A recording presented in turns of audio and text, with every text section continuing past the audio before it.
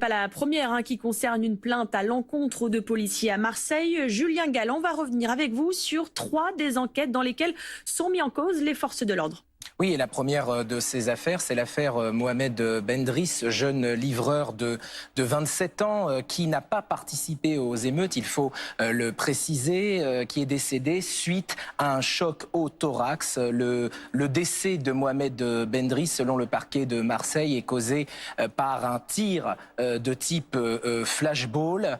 C'est le seul décès, Mohamed Bendris, c'est la seule personne qui est décédée, recensée à ce jour en marge des émeutes urbaines. Un mois après les émeutes, 3 policiers du RAID restent placés en garde à vue. Autre affaire, celle de Abdelkarim Y. Abdelkarim Y, c'est le cousin de Mohamed Bendris et il dit avoir été victime d'un tir de LBD la veille de l'affaire de son cousin, de la part de policiers du RAID également. Il a perdu l'usage de son œil et il présente une fracture du nez. Le parquet a ouvert une enquête pour violence volontaire en réunion ayant entraîné une mutilation ou infirmité permanente par personne dépositaire de l'autorité publique et avec arme. Et puis il y a l'affaire Eddy. Eddy, c'est ce jeune homme de 22 ans qui affirme avoir reçu un tir de LBD. Une partie de son crâne a été retirée. 4 policiers de la BAC ont été mis en examen, dont l'un a été placé en détention provisoire et c'est cette détention provisoire qui avait provoqué la colère d'une partie des policiers.